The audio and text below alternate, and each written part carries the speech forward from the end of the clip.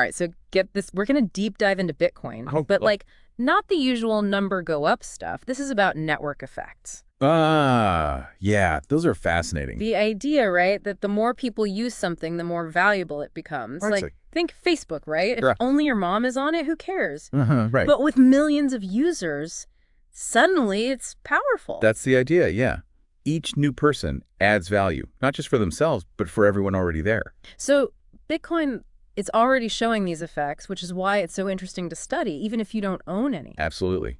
It's like watching a system grow in real time. We're using this analysis by Trace Mayer. He breaks it down into 7 key network effects. And what's cool is some are obvious, like duh, more users equals more valuable, but others are more subtle. Okay, so let's hit them one by one. First up, speculation. Okay, yeah. Mayer's argument is that Bitcoin's crazy price swings the fact it can go way up, OR, way down, that attracts a certain kind of person. Risk takers, for sure. People who maybe see it as a chance to get rich quick. Yeah, and he uses this term HODL. Ever heard of that? Oh, definitely. It's basically Bitcoin slang. Came from a typo, actually. Yeah. But it means holding on to your Bitcoin no matter what. Like, through the ups and the downs, believing it'll win in the end. Yeah, exactly. Which, that kind of belief, even if it's based on speculation, it fuels the growth in a way. It's adding to the network effect, even if it's just from people, like gambling almost. In a sense, yeah. But that also makes you wonder, can something built on speculation really last long term? Good point. Okay, next up is merchant adoption. This one's a bit more straightforward, I think. Yeah, it's about businesses accepting Bitcoin, right? Because it means they can ditch those credit card fees. And chargebacks, yeah, those are a pain. Every business owner loves keeping more of their money, right? For sure. But it's also bigger than that. If enough businesses accept it, Bitcoin starts to act like, regular money. It goes from weird internet thing to, I can buy groceries with this. Exactly. That's a big step towards legitimacy. Which leads us to, like, the other side of that coin. Consumer adoption. Right. Got to have people spending the Bitcoin, too. Mayer points out that consumers can actually save money with Bitcoin. Oh, yeah? How so? He gives this example of getting, like, 20% off Amazon stuff through a service called Purse.io. Huh. Interesting. But why would they give that discount? I guess because it's cutting out the middleman, the credit card companies. Ah, makes sense. So more efficient, but is there a catch?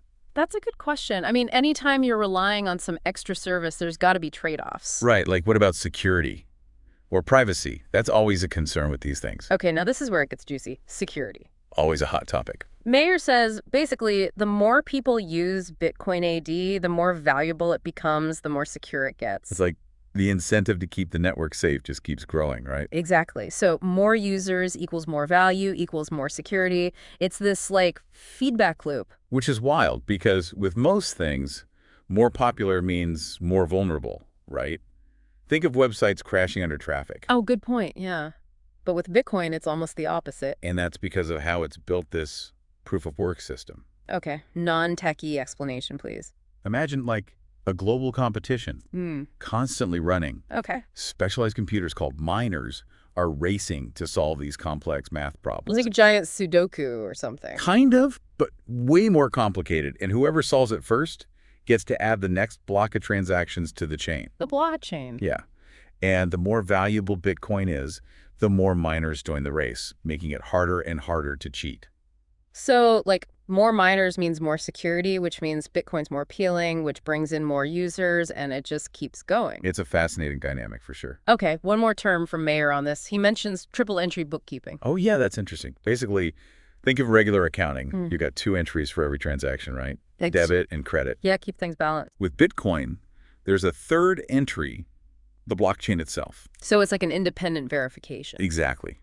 Makes it way harder to cook the books, so to speak. Adds another layer of trust. This all makes sense, but man, my brain is starting to hurt. It's a lot to take in, for sure. Yeah. But we're only on number 4, right? Right. Next up is developer mindshare.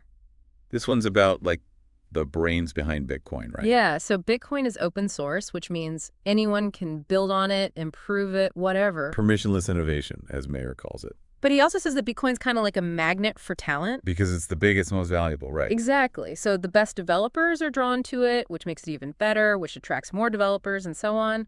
It's like a self-fulfilling prophecy in a way. Yeah. But it also makes you think, is that always a good thing? Oh, good point. Like, what if it stifles innovation outside of Bitcoin? Right. Or what if all the best minds are focused on one thing and some other better system comes along and they miss it? Interesting to consider. Okay, on to financialization, number 6 on our list. This is about how Bitcoin is starting to, like, worm its way into the mainstream financial world, right? Yeah, Mayer says it's starting to replace traditional banking functions. That's a big claim. Any examples of that actually happening? He points to NASDAQ and the New York Stock Exchange. They're already using Bitcoin tech in some ways. Whoa, really? That's significant. Makes it seem less like magic internet money and more like, something Wall Street takes seriously. That's huge. Makes you wonder, like, if these big players are embracing it, what happens next? Yeah, it's like, I don't know, almost emerging, right? Yeah. Not just Bitcoin sneaking in. Oh, interesting. These old school institutions, they're seeing how blockchain tech can actually make things better. Like faster transactions and all that. That, and it's more transparent, less room for shady stuff. Plus, it can be cheaper to run than the old systems. So it's like they're realizing Bitcoin's not just some fad. It's pushing real change from Yeah. the inside, which I think is fascinating. Makes you wonder, like, what's the end game here? Well, that's where Mayer gets really out there. His last network effect is adoption as a world reserve currency. Whoa, that sounds intense. Right. It's like he thinks everything will end up on the blockchain eventually. So like buying a house, getting paid, even just proving who you are, all on Bitcoin. That's the vision, yeah. Like your house deed, your car title, all on there.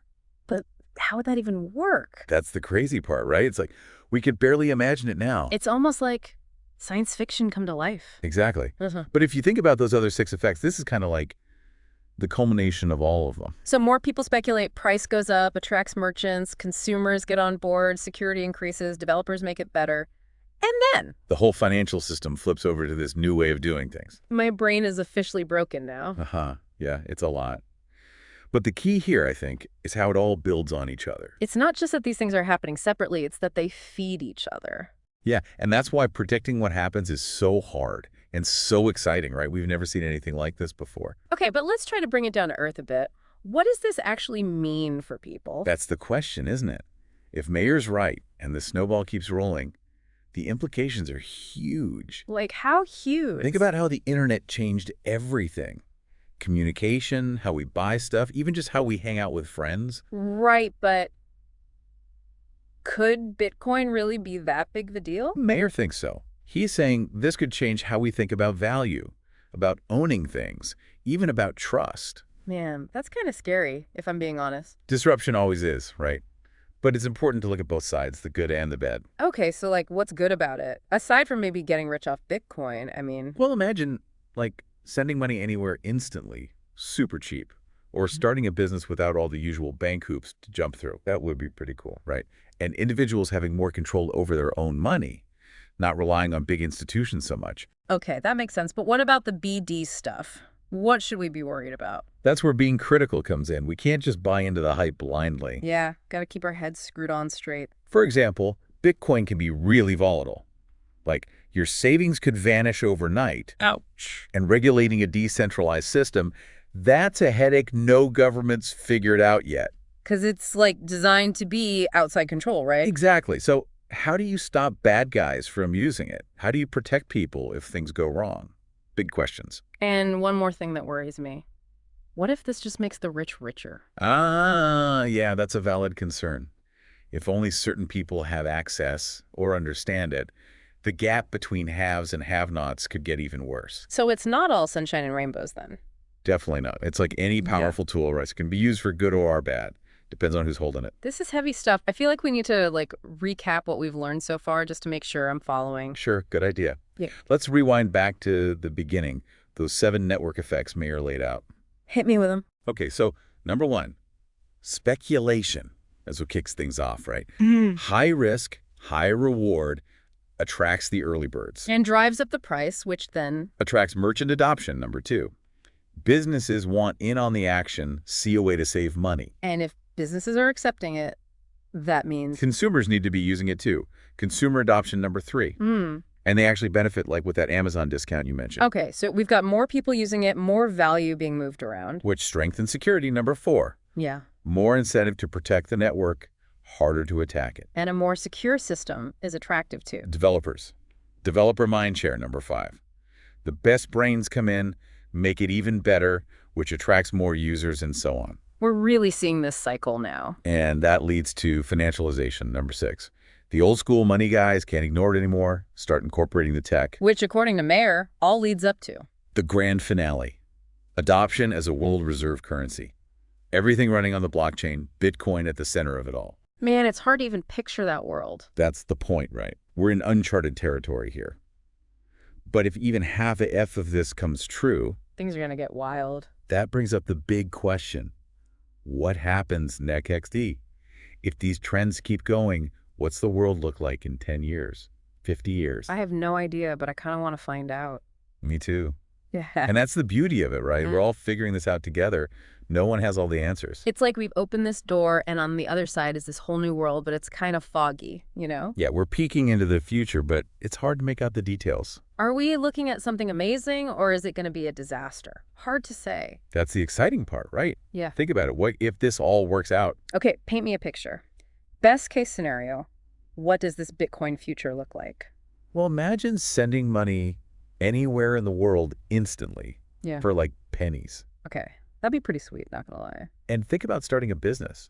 What if you need banks, loans, all that red tape? You're saying Bitcoin could, like, level the playing field? That's the idea. More power to individuals, less reliance on these giant institutions we have now. Okay, I'm starting to see the appeal, but I gotta ask. Right. What about the downsides? What could go wrong? That's the thing. We got to be realistic, right? No system is perfect. So what should we be watching out for? Give me the worst case. Well, first off, Bitcoin's price.